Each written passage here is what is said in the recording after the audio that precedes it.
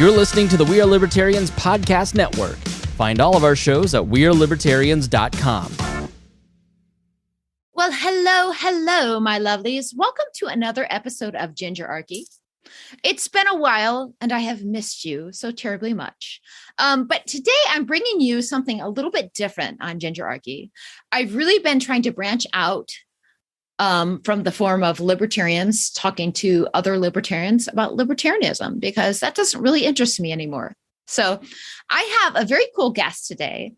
Many of you might not know him. Some of you might, if you follow the Pat Down, which is a podcast, a comedy podcast, that we all know that our dear leader, Chris Spangle, is a co-host on. But today I'm interviewing Deon Curry. Hello, Deon. How are you? I'm well, Trishee. How are you? I am fantastic. So Deon is a stand-up comedian, which comedy is probably one of my favorite things to watch and see. And I've missed it terribly since the whole lockdown stuff. So I've tried to get out there as much as possible to see comedy live. How has it been for you coming back after not being able to do live shows, Deon? Honestly, 2021 has been a blessing compared to 2020. 2020 was just absolutely awful for everybody, especially us performers, who our main source of income was other people coming out to watch us. Yeah. So 2021 has been a nice rebound year. For the most part, shows have been at full capacity. And so it's kind of felt more normal before the giant pandemic and the shutdowns and whatnot. So 2021 hasn't been that bad. Well, I'm very glad to hear that. My husband and I have really desperately tried to go out and see live musicians and live comedy shows just to support the people that we love and that we enjoy, because it feeds our soul. And people, feed your soul. Get offline, get out there, go see something live, because it's probably the best thing you can do. So, Deon, the funny thing is, when I have guests on, I obviously do a little bit of research in their bios. And so you're a comedian. Yes. Yes. And so your bio made me laugh. Is this true? So I'm going to give you guys all, a lot of the listeners from the We Are Libertarians network and Gingerarchy listeners might not know. So here's Deon's bio. At the age of 4, Deon Curry told his dad he wanted to be a brain surgeon. And then he cut his finger and passed out of the sight of his own blood. When he came to, his dad was still laughing, and it was then he knew comedy was his future. He has performed in the Boston Comedy Festival, Charleston Comedy Festival, and Comcast's Trial by Laughter, and is a co-host on the Pat Down with Miss Pat. Is that true?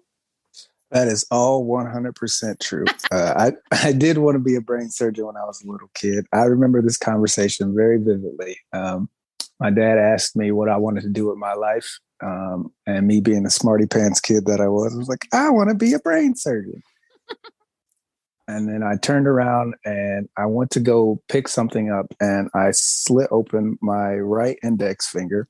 I still have the scar. And I literally passed out right then and there, just whoop. And when I woke up, my dad was laughing and my finger was bleeding. And I was like, he said to me, he goes, guess you're not going to be a brain surgeon. And we laughed and I gave up that dream. Also, I don't have steady hands. So that was a pipe dream anyway. If I would have done brain surgery on somebody, they would have left a lot worse than when they showed up on the table. So So being like a stand-up comic, is that most of your livelihood? Yes. Okay. Well, that seems to be something like, I mean, obviously a lot of people think that they can do it or that would be their dream, but obviously you're living it. So you have to be decent enough to make a living and do it. But how scary is that? I mean, like, you could be really popular one day and not be the next. It takes a lot of work to be profitable. Anybody can be a stand-up comedian, but to be a professional is another thing. I mean, anybody can get on stage and grab a microphone and tell jokes, whether they're funny or not. But to be paid to do that is a whole nother animal. And it takes probably 5 to 6 years to get to that level to where you can, actually make a living off of it.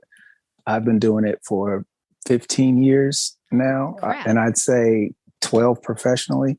So, it if you don't know what you're doing, if you don't have a mentor, I always tell people, who want to get into comedy, you got to find somebody better than you, more talented than you, and soak up all that you can, befriend them. Because honestly, it's damn near impossible to make money in comedy when you have no idea what you're doing. There's no school that you can go to. Mhm. You can take a couple comedy classes, but most of the time those are, just other comics taking advantage of young people who don't know what they're doing. So Yeah.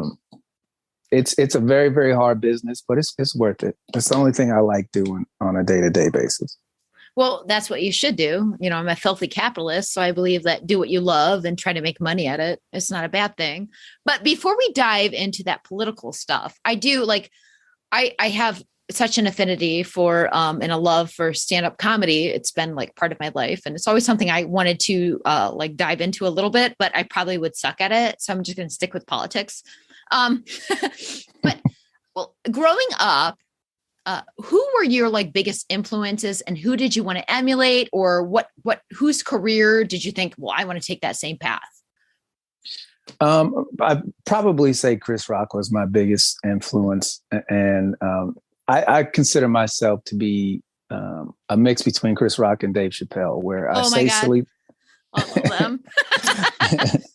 I say silly things like Dave Chappelle sometimes, but my thought process is a lot more Chris Rock, which is funny because lately I've been feeling a lot more Chappelle-esque with some of the ideas that I've come up with sketches and whatnot. But that's very interesting considering his latest controversies.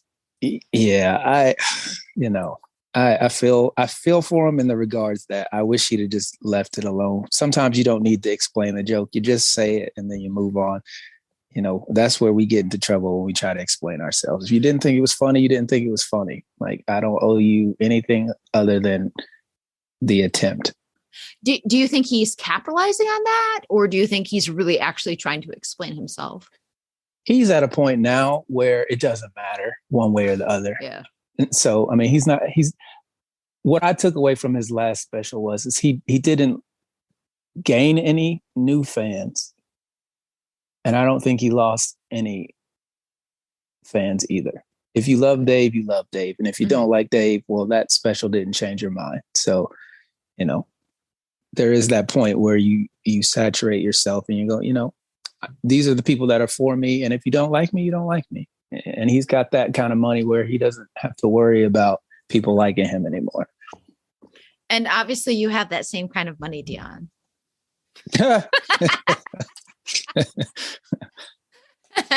So there is something about comedy that's always struck me. And I will say, I did want to ask you, one of my favorite stand-up comedians of all time, and he might be a little bit controversial, is Doug Stanhope. What are your thoughts on him? He's a super nice man. I've met him. I have too. He's really nice. he's one of the nicest people.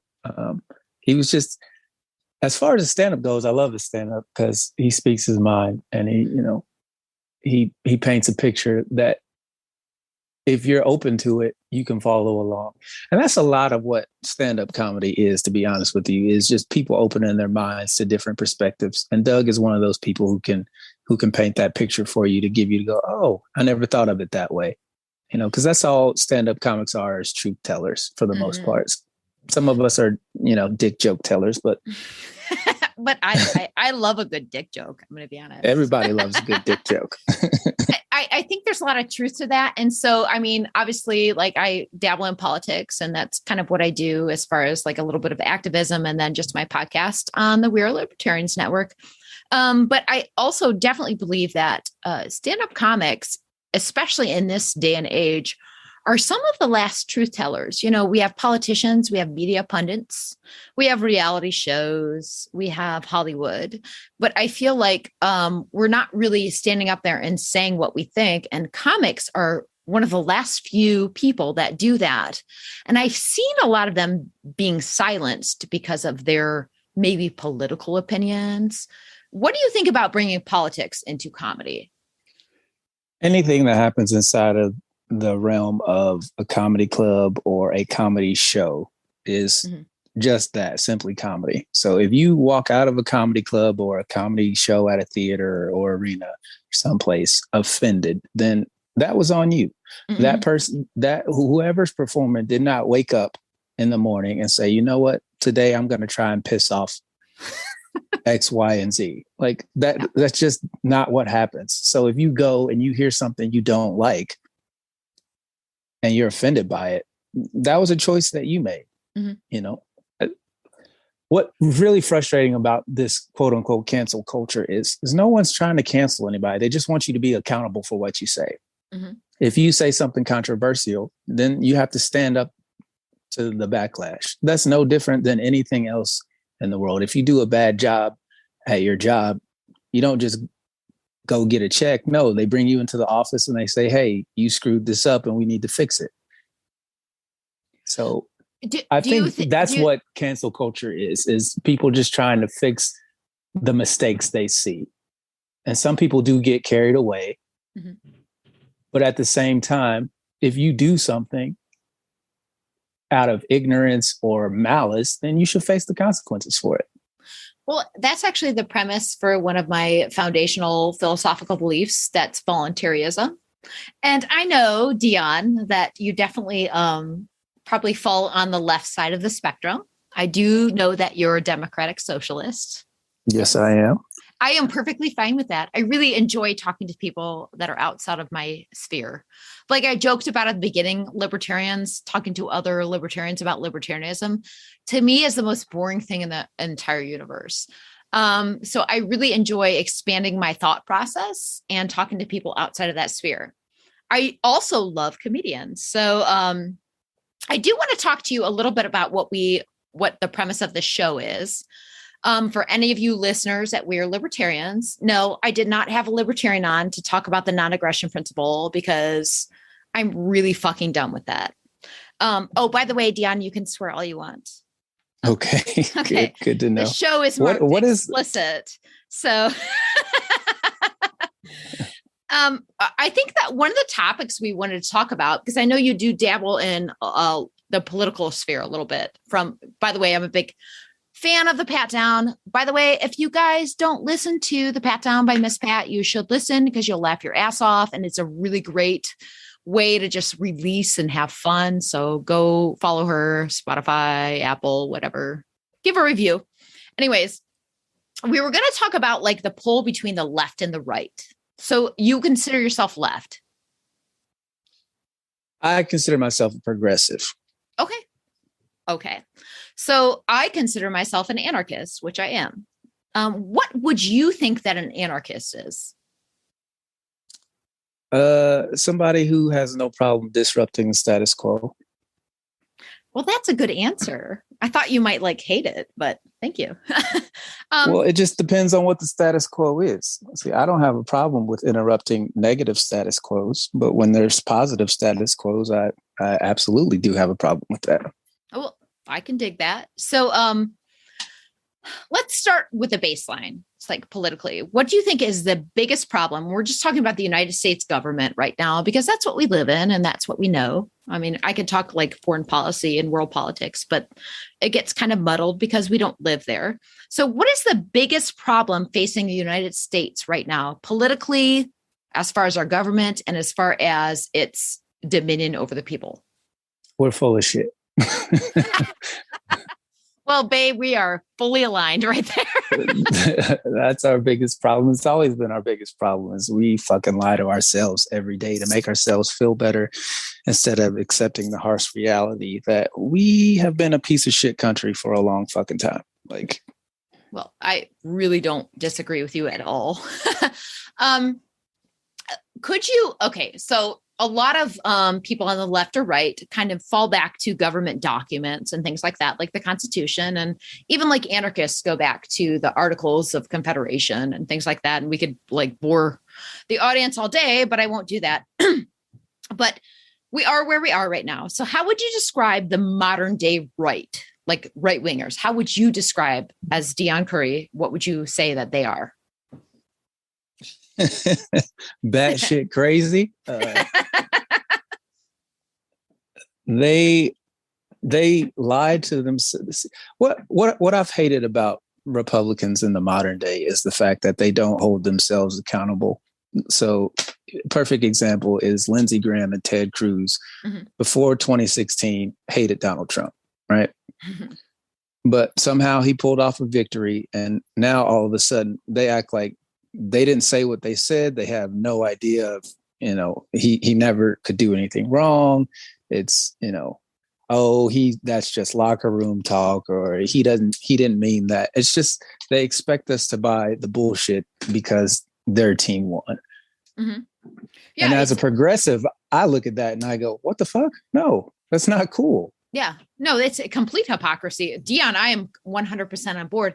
And in fact, I liked a little bit of your analogy is because it's a lot like sports. So, you could love your team from your hometown for some reason. And I live in Cleveland, and I don't really follow sports, but yeah, you could imagine how awful it would be to be somebody that likes sports in Cleveland. Lord. But, you could have a player from another team that you absolutely despise. And then all of a sudden he gets traded to your team and he's a god. Why? So I do equate politics a lot to teams, as far as the left and right. And I think they're more interested in their team winning than actually what's true. So I asked you, what's the biggest, what would you describe the right as? What do you describe as the modern day left? A bunch of feelings police. The problem with the left is they want to hold everybody accountable for everything, yet they don't want to change the system that keeps creating the microaggressions that they live in. Mm-hmm. So you have far left people who are saying, there's multiple genders and, people can identify as what they want. And then you have moderate people on the left like, yo, that's not going to help anybody. And so they're fighting right now. And there's no money in far left politics. These people can't compete. I got to disagree with that, to be honest. There is plenty of money because whatever stirs people's emotions and whatever the media or the deep state can do to get people to be emotional is actually what gives them power, and power comes from money, So, I mean, there's definitely a correlation there. Then why aren't they winning? The left? Yeah. The left is winning a lot. They win universities, they win the media. And I'm not saying the right is better or they don't win elections. Well, okay, so they're getting their asses kicked in Congress by the Republicans right now. I would agree, because there's this really thing, the thing that I hate the most, a lot of anarchists hate AOC. I don't know what you think about her. I don't actually hate the girl. I mean, at least she's saying shit and kind of sometimes, because economically she's an idiot, but sometimes she does buck the system. And so I like that, but I mean, she's not really winning over hearts and minds. They're not formulating like bills in the Senate because of what some Congress lady says. Like she's really not winning. So I would say that. And then at the same time, there's really conservative Christian people or really far right-wing people that really aren't winning hearts and minds in the Congress or the Senate. And what happens generally is there's this power in the middle, which is the state. And yeah, there's this libertarian who I wouldn't agree with him on a lot of things, but he always says this one thing that really gets to me. He says, it doesn't matter who you vote for, you're always going to get John McCain. What do you think about that? Yeah, because that's what the comfort level of America is John McCain. Yeah. I mean, yep. And that's honestly what the biggest hurdle is to get people to increase their comfort zone. It doesn't matter where you're right or left. The comfort zone is where we have to meet. And so you've got far right people like Marjorie Taylor Greene, who says things to make her base comfortable, yes. That Ilhan Omar's the jihad terrorist, and they're like, right. they hear that and they go, oh, that's out of my comfort zone. I don't like that. So I hate her. But they don't do any research to figure out if that's true or not. They just hear it from somebody that looks and sounds like them and is from their area. And they're like, well, I don't have any experience with that. So I'm just going to take her word for it. And then you have people on the far left, like AOC, who says, yo, let's get this Green New Deal up and running. Let's change things. But she doesn't have any money behind her. So she can come up with all these great ideas. But when it comes time to go to the bank, she's just going to be standing there begging because people are like, well, I'm not paying for that. Well, and so at the end of the day, nothing's going to change until we all as a country decide what's truly the best way to move forward. And that's why I consider myself a progressive, is because I understand that some people aren't going to like you, and that's fine and dandy. But how do you get past them not liking you and still being on the same page as far as what's the best for the country? Well, I think, Deon, I come from a different place. So I kind of like root myself in morality more so than what people want to do, because I just believe in non-aggression and non-violence. And so why? Because I think it's immoral to hurt somebody that hasn't hurt you. So I just, God does that all the time. Are you religious at all? Are we going to get into this? It's funny. Before the show, I was like, what do you not want to talk about? And you're like, hey, I'm going to talk about what Trisha doesn't want to talk about. No, I just, the only reason I brought that up is because people often cite morality, but they don't understand where their morals come from. And so I do. I was just trying to gauge where you got your morals from. So my morals come from, I'm a fan of objectivism. I don't know if you're familiar with it, but I also, which is hard for me to talk about because I did leave a lot of my Orthodox Christianity over the last few years. But I I do believe in God. I do believe in truth. I do believe in absolutes. I'm not an existentialist. And so I do believe there is right and wrong. It's obvious in the way the universe plays out. Like, to me, thinking that everything is wishy-washy and whatever you think is good and whatever I think is good isn't necessarily truth. However, I would say that people tend to use the state to say, well, I believe this is truth and therefore you should. And I'm not a big fan of making other people believe what you believe through coercive violence. Like, that's not a way to have a moral society. Is it not? This is where I have a problem. Is okay. You say you believe in a right and wrong, yet you're a capitalist. Sure. Those two ideas don't go together. And why not? Because it's wrong to capitalize off other people's misery. Well, and that's you've taken a word and used two different definitions. So no, because Deon, I want to go back to the baseline of it. So if you think that I'm looking for utopia through a financial system, you're completely wrong. I could cure cancer today, and that doesn't mean that murder and drunk driving and all these other things don't happen. I'm not looking for utopia. That's never you going to happen. You can't eradicate the human condition. No, but I can solve one ill, and the ill is government. It doesn't matter. It doesn't matter if absolute power corrupts absolutely, correct? It does. So why do you advocate for violence against your neighbors? That's the thing. I don't advocate for violence against my neighbors. If you want to use the government against them, you absolutely do. That's just the crux of it. Okay, how are you going to get these programs? How are we going to do this? How will you financially afford this? Well, see, that's the thing. No, finance. Deon, no. How do you let the state do something? What happens when the state does something? What happens? What do you mean? Okay, so we fund a program. How do we fund a program? Taxes. Mm-hmm. And say that I feel like these are immoral and they don't benefit me and they're immoral. So I say, I'm not going to pay these because they're immoral. What happens to me when I don't pay them? Usually the government sends somebody to you at some point in time. Yes. And when I say, I'm sorry, I don't abdicate to your proposed authoritarianism, and I'm not going to object myself to it, then what happens? They lock you up. Yes. And if I refuse to be locked in a cage, what happens? Then they threaten you with violence, usually. Yes. And then what happens if I say, I'm not going to be threatened by your violence? What you happens? defend yourself. Yes. And they shoot you.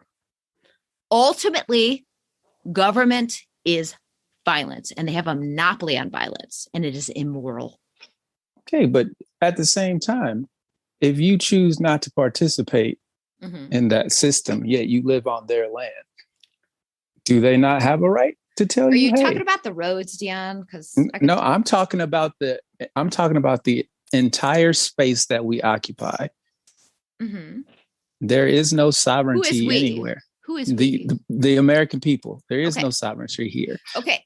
So Even would you say that Native American people live on this land and they should follow the law because they live on the land? To a certain extent, yeah. Should they? Even though it was not their choice and they do not want to bow to the state. But because of coercive violence, they have to. And so somehow it's immoral. Well, there's that utopia. There's that utopia. There is no such thing as utopia. That's what I'm saying. You see, it's I just do not believe in violent coercion. I think it's wrong. It doesn't matter whether you believe in it or not. It exists. So you think it's okay for you to push your opinions upon me through violence? No. You just said you did. No, I didn't. I said that's the law of the land that we occupy.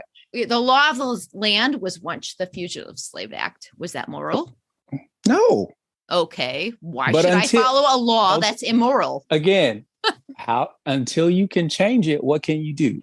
If you can't convince me that's a really fun argument. Change it. How can somebody change something when a system is set up for people not to change it, Deon? And that's what we've been fighting for how many years? Yes. And that's here's the difference between an anarchist and the left and the right. We don't play their game.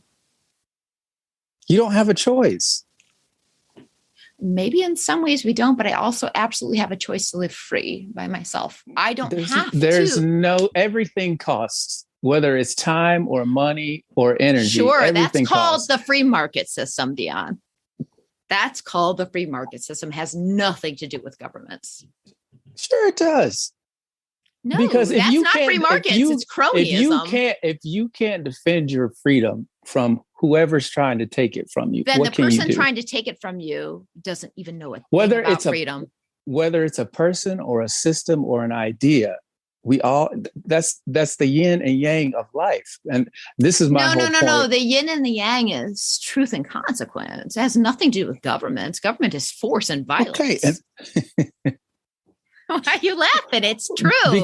Because that's what the fundamental baseline is for all living things, is violence. Is it? You have to kill something in order to survive. Point blank, period. What if I told you that there was a better way?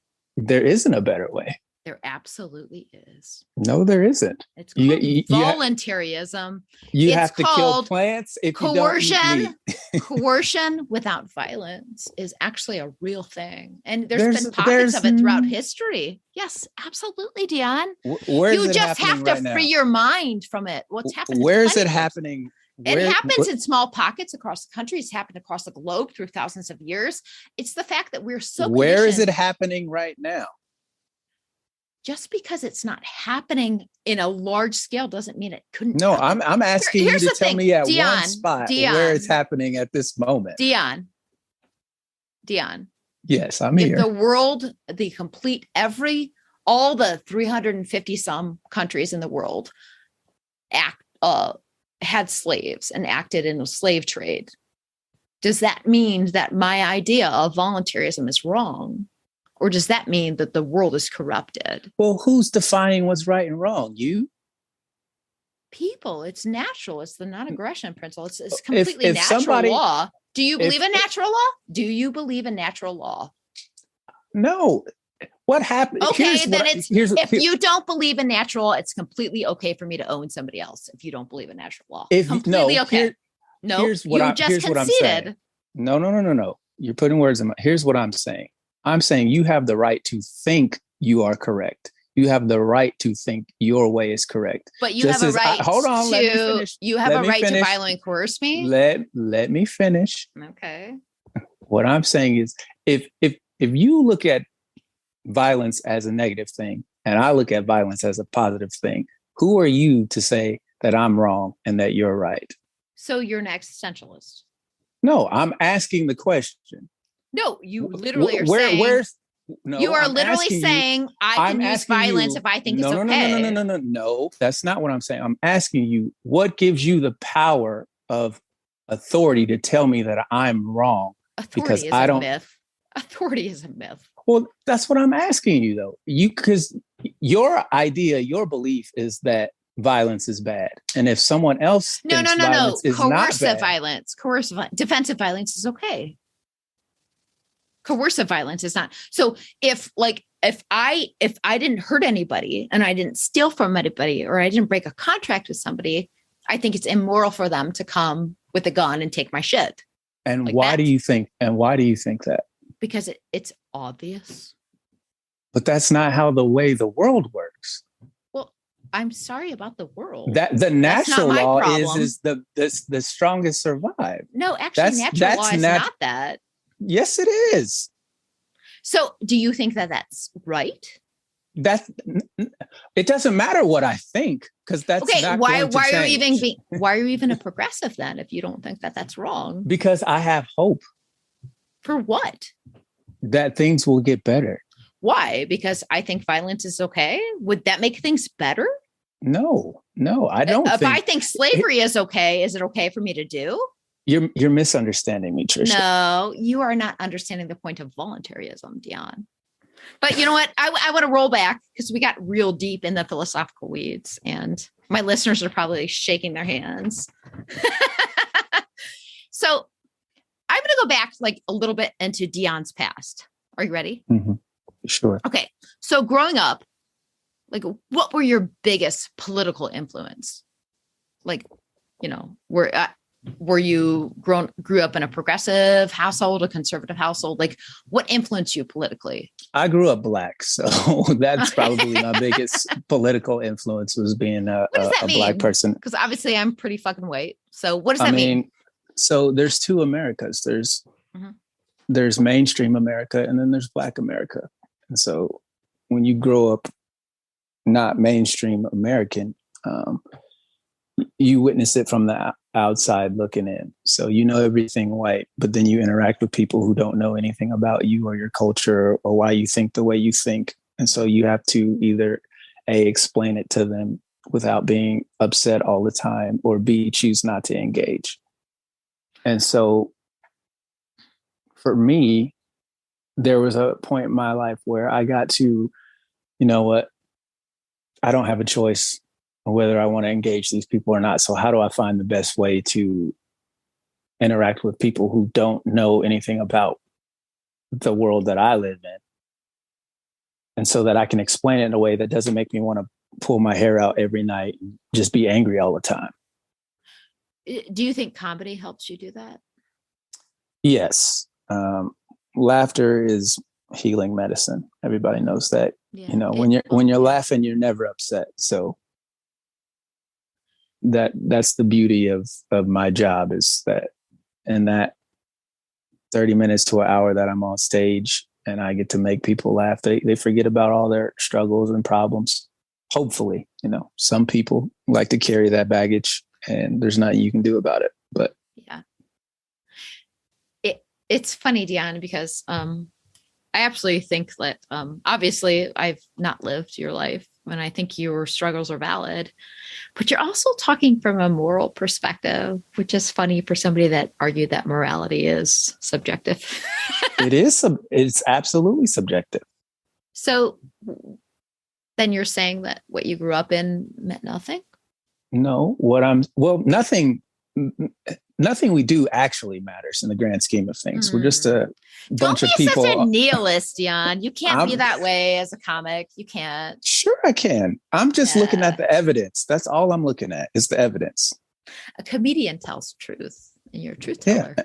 And I'm looking at the evidence. Nothing you do actually matters in the grand scheme of things. You're just a One human on a pale blue dot drifting in a vast ocean of nothingness. Then why be here? Because you don't have a choice. Don't you? No, you think you do. You have the illusion of choice, but you don't. Well, anybody could stop being here today. I mean, that's you could kill yourself. You could kill yourself, but where's the fun in that? I've tried that 3 different times. Way into philosophical weeds here. And I was going to be like, why did the left and right not get, and here we are talking about like existentialist nihilism. The reason I bring that up is to get to the baseline of why the left and right don't get along, because we don't share the same views, because we don't understand each other. No. And that's why I got off into that deep end, is because I was trying to get a better understanding of where your mind is. No, I appreciate that actually. And Deon, well, part of what I've appreciated about you, just obviously because of course I started listening to the Pat Down, and then sometimes you comment on We're Libertarians. I think you have a really intelligent and insightful point of view. And I appreciate that. Especially, I also just have an affinity for stand-up comics or comics in general. And so I think maybe I just didn't understand your place as somebody that is a bit of more of a relativist than I thought they were. Would you consider yourself a relativist? What does that mean? It means that morality is movable. Well, it is. Okay. It was moral back in the day to own slaves. Now it's not moral. It was never moral.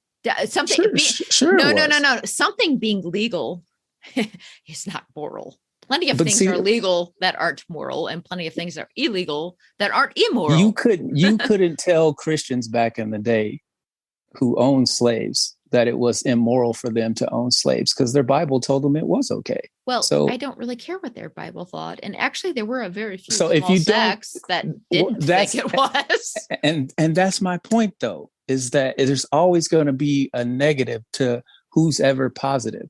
So you can't get rid of that. Mm-hmm. And so what gives you the right, because of your belief, but you can't prove that your belief is right, is what I'm saying. Because there's no way to convince someone who doesn't believe what you believe that what you believe is accurate, because there's no way to prove it to them.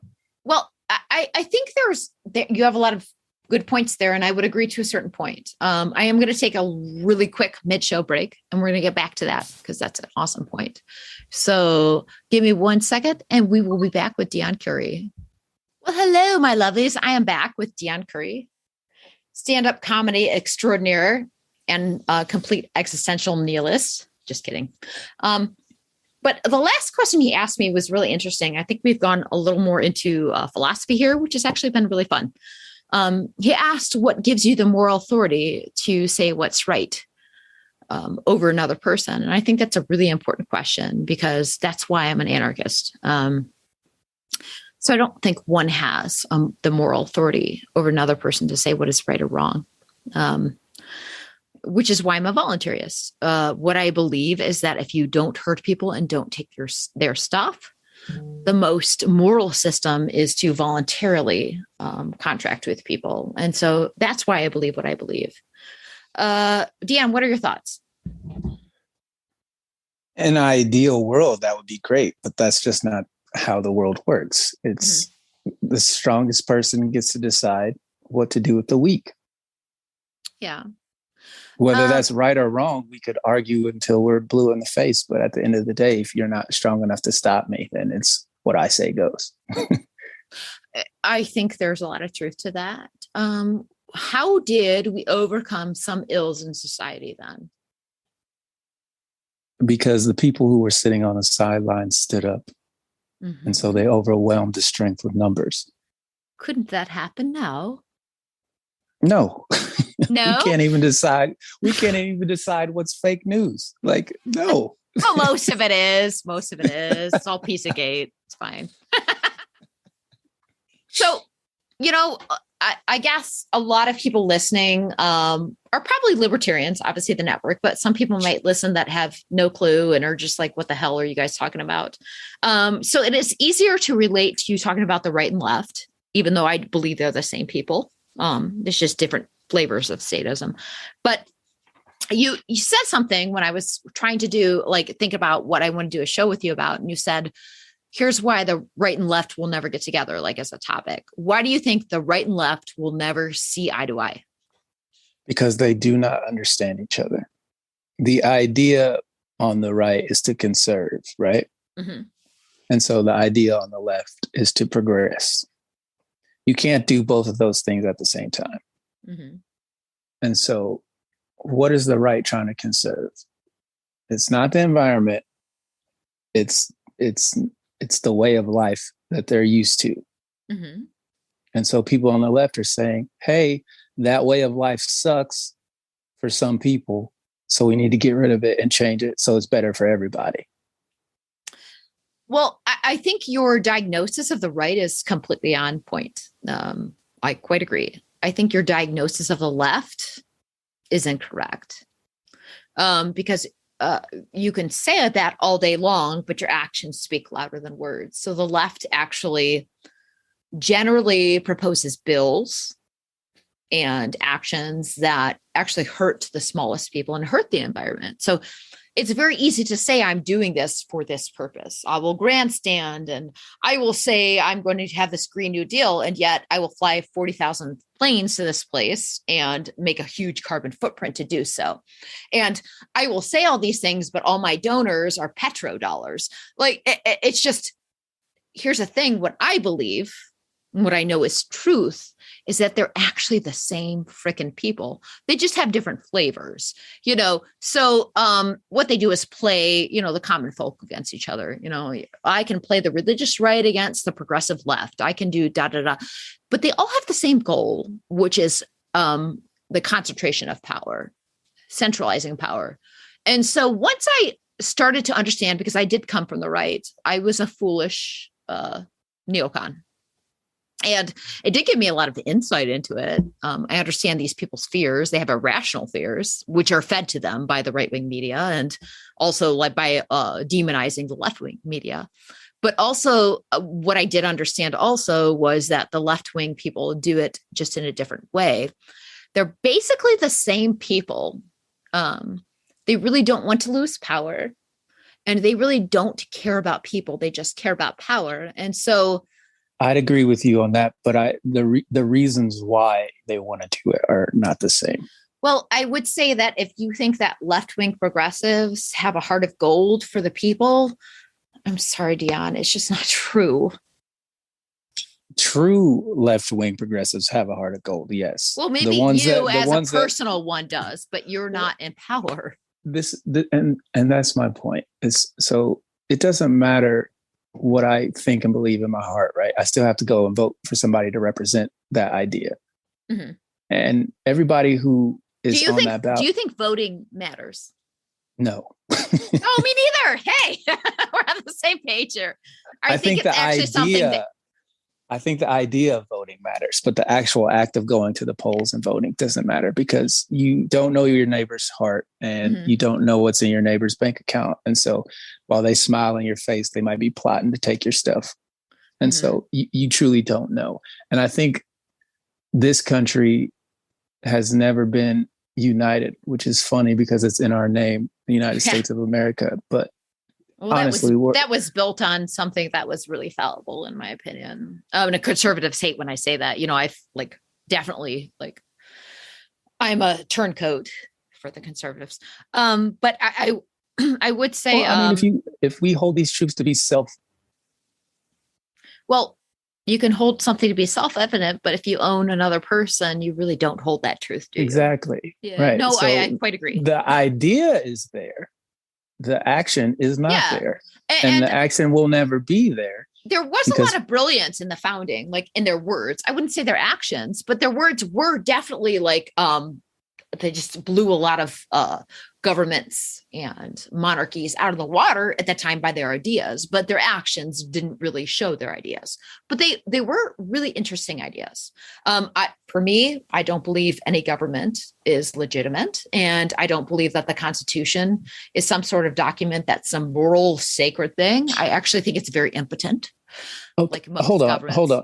Okay. So what's the difference between the government and you as governing your own household? What if you governing your own household is legitimate, but a government governing an entire group of people, why is it okay for you to discipline the people in your home versus the people who are in charge of government to discipline the entire country under the rules that we all agree to? Well, I would say we might have different ideas of discipline. I do have a peaceful home. And I would say the biggest difference is consent. So what makes sex different than rape? Consent. Mm-hmm. So, but your child doesn't have a choice to consent. So I am their fiduciary, and I'm actually a peaceful parent. So it is, I don't hit my kids. And I give them a lot of space. However, I am their fiduciary. So we do have some contractual relationship. No. I'm talking about the punishment. That's so. I don't really do punishments. I just do consequences. Well, you can call it what you want to call it. It is what it is. I don't hit my kids, and do you take away things that you bought for them? Do you say, hey, that's not punishment? I'm their fiduciary. If they broke a contract, I'm going to take away what they have. They didn't sign a contract because you created them. They didn't ask to be here. Yeah, so that's quite different than me going and taking something from my neighbor. Like. That's what, and that's what I'm trying to give them a lot of choice. So I'm their fiduciary. We all have choice, whether we recognize the choice or not. It doesn't matter. And I'm raising them to be adults. So eventually, they're going to be human beings on their own. As their fiduciary, you deem it okay to say you do it how I tell you to do it, or else, right? I actually don't parent that way. Actually, I've been criticized for my parenting being too loose. So I don't do that. What do you do? So say you have rules in your home. What's a rule? Don't hit people. Right. Okay. And what happens if one of your children hits someone else? Well, I do believe that there are consequences for violence. So I don't hit them back. I certainly don't do that. I'm not the state. I did actually 3 episodes on peaceful parenting. If you want to go back and listen, went really deep into the weeds on that. So, I don't know if it's like, and I got you like, oh, well, if you do this to your kids, I really don't. I raise my children as human beings. I'm asking you why the idea of you why is it me having a child that I'm raising to be an adult the same as the state? That's what's really creepy. Like, no, the state's not my parents. It's not. And that's what I'm trying to get at is you govern how you hold on. I don't govern my children. Yes, you do. Them to be adults. No, I actually really don't. I'm one of the few people that doesn't. They can tell me off to my face. Do you know what I will do? I will not give them something then. Okay. So again, you have they don't have positive rights. I don't believe in positive rights. Why not? Nobody is owed anything for existing. They're owed not to be hurt. They're not owed anything for existing. Those are positive rights versus negative rights. And I'm asking you, why not? Because that's what's right and moral and true, and it gives the best. It gives the best. Do you see the contradiction in that? There's really not one, Deon. That's the funny thing. I think you're trying to find a fault in mine, but you're not giving me any good answers. No, I'm asking you, what's the difference between you saying, do this how I want it done because you live in my... though. I don't do that. Yes, you do. You said there's consequences if they don't make the right choices, right? If they take what I give them by my own will and my production and, dismiss it or treat it poorly, then they get that taken. But that's not a negative example. It's not like, hey, you are bad, therefore I'm going to treat you badly. Like, I don't even do Santa Claus. Like, I think that's bullshit. Like, that's raising a child. Actually, the nuclear family is the most anarchist thing in the whole world. You're misunderstanding. And you don't think like anarchy is not like no rules, no morals. Like that's just a lame argument. It absolutely is. It's just natural rules and morals. It's not violent coercion. I don't tell my children, if you don't do this, I'm going to hit you. I don't do that. That's wrong. something can't be natural with "and" in front of it. So Why? Because it's a negative prefix. So you think there should be no consequences in life? No, Consequences are natural. No, they're natural. No, that's not what I'm saying. I'm trying to understand the baseline of your thought process. That's all I'm trying to do. And so you say, so you went back to my family instead of how you interact with other people. No, I'm saying, so you have an idea in your mind that you got from your life experience on how things should work, right? Did you not? Yeah, we all do. We all do. And what I'm trying to do is bridge the gap between coercive violence. Does yours? No, but what I'm then how are you okay with how are you okay with forcing your neighbor then? Like, how is that any different? It's not whether I'm okay with it or not. It's the fact that it exists and how do I prevent it? Okay, if something exists, that's fine. You're not culpable. But if you advocate for it, then you are culpable. I don't advocate for it. You're a progressive, right? Yeah. Do you think that somebody should take money from me and my family and give it to somebody else? And at the end of the point, yes. Then you are culpable. That's just how it works. No, because at a certain point, I don't own you. You don't own me. That's right. How it but works. we live on the same space, do we not? No, I live in my house that I pay for. I really do not wish to take anything from you. I would, if we want to contractually obligate each other, we can do that through contract. That's fine. I'm not. You've already entered into a contract when you get your birth certificate. Oh my goodness, you're going to talk about that? I'm just talking about the system that we live in. You live in a different system, apparently. Okay, so if somebody is born, they're in a contract? In America, they are. Okay, can you define a contract? Go ahead. When you're born in this country. No, define what a contract is. Like literally the definition of a contract. Go ahead.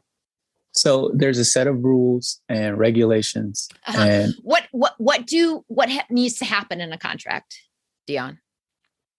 What do you mean?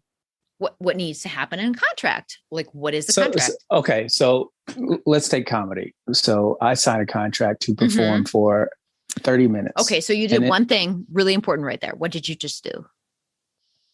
I agreed. You consented. Okay. Mm-hmm. Mm-hmm. And then the other person offered back terms that you accepted, so they consented. Yeah, what sucks? Okay, what being sucks born, about this being born isn't being your parents consent for you. That's the problem that we have. Is that when you become an adult, you have the right to leave. You can, but you can't stay here and say, I'm not going to abide by the contract that my parents signed. You can't do that. Contract is consent. You can't say you were born, therefore you consent to the government. That's ridiculous. Ridiculous. I said this piece of paper from 300 years ago says you consent. What is stopping me from leaving? Nothing. Go ahead. So while you're here, you're consenting. Point blank, period. Because if you think you're going to stay here and not consent, which is fine with the family, but that's not the same as the government because it's violent coercion.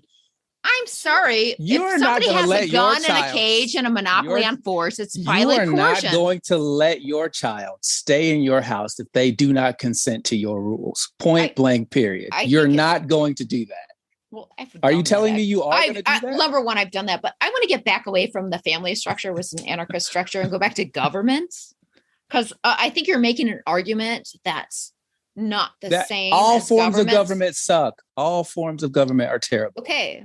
Because there's no such thing as freedom. You don't have the freedom. What you think is free costs somebody then I can own somewhere. a person. Then I can own a person. If you feel who am I to tell you that that's not okay? Okay. Who was somebody to tell that a plantation owner could own another person? Who were they? Was it moral then? They felt it was their God-given right. To them, it was. Yes. Was that still moral? I could go slay a family of 4 because I wanted their money. Does that make it moral? Because I thought it was right? If you thought so, yes. Because who am I to tell you what is Deon? Because I'm asking you. You heard it here. Deon believes in murder if the person thinks that. No, I don't. I don't believe that. I What want to I'm roll saying back, is- Deon, because we're getting way far into the weeds. You're not letting me talk, Trisha. Well, I'm really good Listen, at that. I'm really good at what that. I'm saying is what you deem your moral authority over whomever is subject to question by anybody and everybody else. Right? Can we agree on that? I don't. I own myself. I don't believe that's true. If I'm not hurting anybody or taking anything from anybody, then I own myself. I'm sorry if you think it's okay to do that to me, but I don't think it's okay. No, to do I to didn't you. say. I didn't You kind say. of did, Deon. No, I didn't. Kind of did. I said you have no more authority over that person's ideas as they have over yours. This is what I'm saying. I think I have the authority to tell somebody to get the fuck away from me and not hurt me. I definitely have that authority. You absolutely do. You absolutely Yeah, do. that's called the non-aggression principle. Right. Okay. And so if someone is the anarchy to that idea, is it? No. Anarchy actually relies on the non-aggression principle. I don't know if you're thinking about like people throwing over trash cans, but they're not anarchists, they're fascists. They just don't understand definitions. It's just breaking up the status quo is all I'm saying. It's there's always going to be Here's what that. I'm saying, Deon Curry. I think you're an actual freaking anarchist and you don't even realize you are. In what way? I think that you believe you are the ultimate authority in your life and you reject the state. Some of the ideas, I don't have a problem conceding. Deon's an anarchist. Hold on. I don't have a problem conceding things that are irrelevant to me. Well, I would say there is some pragmatism to like, okay, so I'm not going to sit and worry about, small infractions and things like that. Not because I don't think they're wrong, but because it's like, ultimately, I'm not going to fight the smallest battle and live my life because, I live where I live. I'm not a fool. I'm not one of those crazy anarchists that's like, fuck everybody. The cops can come get and shoot them. I fucking hate the cops. Okay. Everybody knows that listens to my podcast, but I'm not going to like actively shoot police officers. That's really stupid. And it doesn't help me and it doesn't help my cause. And it's not a good moral way to live. Okay. But I also can think that they're immoral and fight them like legislatively or by the words I say on the internet or whatever. So it all comes down to like, if you are able to be who you are and defend who you are and say, I don't believe in coercive violence, I think that's the best way for people to live. And it also leads to another free market system, which is called voluntarism, which we can't get into here because we're going to get into the weeds. And we have been way far into the weeds. I did not expect this to go this way, Deon. Which is fun because I love this shit. I just, again, at the end of the day, if I can't stop you from wanting to take something from me, then it's up to you, the person who's taking something from me, to decide whether that's right or wrong. Well, hopefully people would understand that it's wrong, Well, and you're back to the key word. Hope is what I brought up earlier. Yeah. I hope that the world gets better, but I know that it's not. I don't hope. I'm not a fool. I don't think utopia would happen. I don't think voluntarism is an answer to utopianism. It's never going to exist on this earth. Like I said, I just want to eradicate cancer. I can't solve murder. I can't solve drunk driving accidents. I can't solve it, but I can solve one thing. Yeah, you can though. But to say that you can't. Oh, by the state? No. See, this is where we get confused, right? The state is made up of what? People, right? And the people put forth ideas that we all agree on. Do you think people are good? In their hearts, morally? Yeah, for the most part. I think that's there's always utopian idea, honey. There's always going to be there's always going to be a percentage of people who go against the grain for whatever reason, their upbringing, their mood swings. Well, being against the grain isn't wrong. Well, it depends on where you're at. It depends on where you're at. Of course. Okay, people so are you can't. People. Again, once we get to a level of understanding, that's where we need to be. Whether you like it or not is irrelevant. The level of understanding is like, why is this happening? Yeah. Because of X, Y, and Z. Yeah. We're not at the X, Y, and Z yet. We're still at the question of why is this happening? You know, Deon, actually, I agree with you very much on that point, even though politically we're probably on different angles, although I think sometimes we're lined up. I think something that's really important that does lack in this country now, and actually in the world with our like global markets and the internet and social media, is that we're not really trying to understand each other. So I think it's awesome that I can have this conversation with you. Why are we not trying to understand each other? Because everybody wants to win. Win what? I don't even fucking know, to be honest. Power, maybe. But honestly, the world would be better if we stopped trying to win. What is power? Power is comfort. That's all it is. Yeah. No, I agree. And so, here we are. Here, Deon, could we not be farther from each other on the political spectrum? I don't think we're that far. Okay. Honestly. I was trying to make a point, but you were all like, made me all get the feels. But, you know, I do think it's, which I don't appreciate about some of my fellow libertarians, or some lefties or righties. It's just like, maybe listen to somebody, and like D and I can argue and stuff, but I get a lot of his points. Like, he makes sense.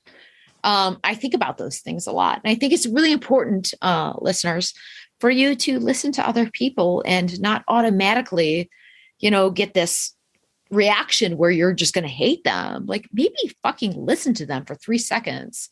I've changed my mind about a lot of things. You know, I would say even a little bit from the Pat Down podcast. Just my mind on like race relations and the way different people view different things.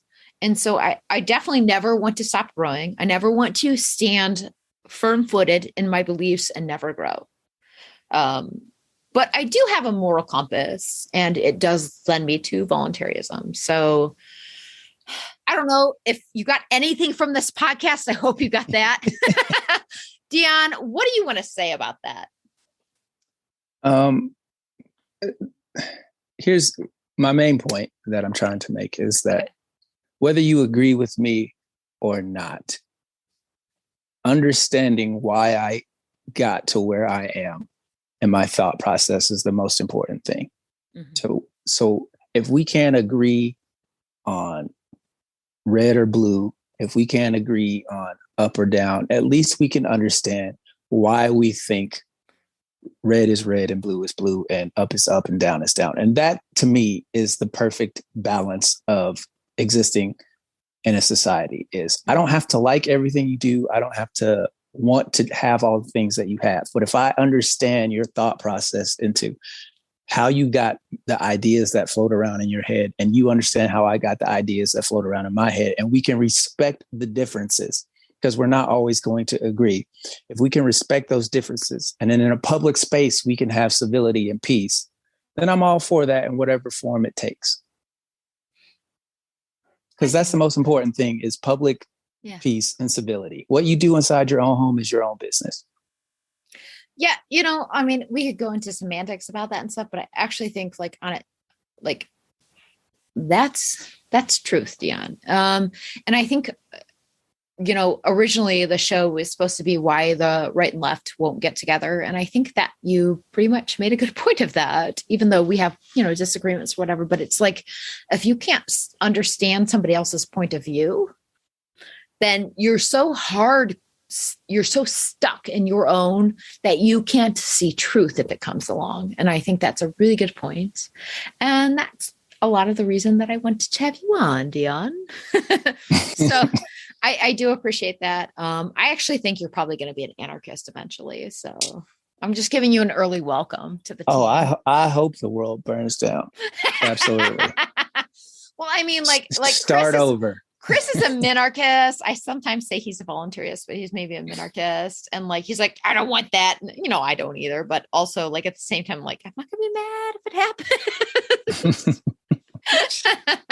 I'm not attached to the physical, materialistic things of the world. So yeah. Well, I'm not I think, worried about people coming to take my stuff or my money because it's all just ideas anyway. You know, at the end of the day, yeah. everything that you own is an idea of what you wanted. So No, that's very true. And it will all be dust one day. So, yeah, hold about on. 3 billion years when the earth or when the sun expands, we're all, Yeah. I hope we're somewhere else. Yes. Unless like global warming kills us in like 100 years, but I won't even be around then. I mean, even though I'm 29. And I thought I was the comic. So Deon, I've really had so much fun talking to you. Thank you so much for coming on to a political show. Cause I know it might not be like in your like, No, I really enjoyed this conversation. Like I said, I wanted to better understand you and I feel like I did that. So thanks. Me too, Deon. And I really appreciated your points. I want to tell you all, Gingerarchy and We Are Libertarians listeners, that you should listen to Deon.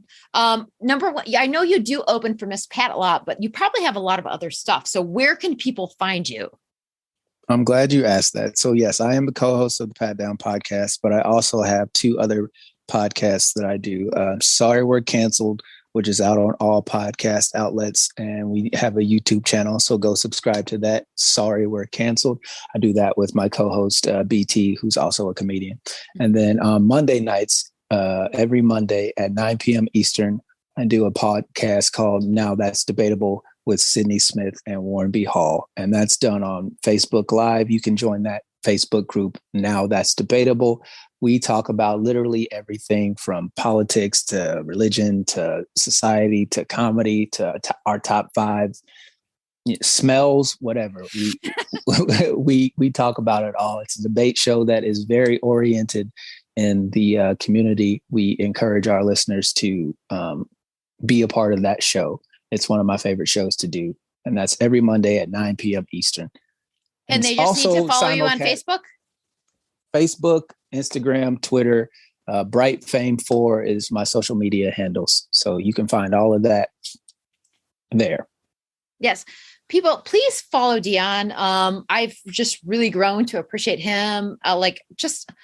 I mean, I follow the comedy podcast with Miss Pat, but honestly, he's a really bright, fun, upcoming guy. And so you should definitely follow the shows. I actually didn't know about that second one, so totally following it now. I'm going to stalk you. It's fine.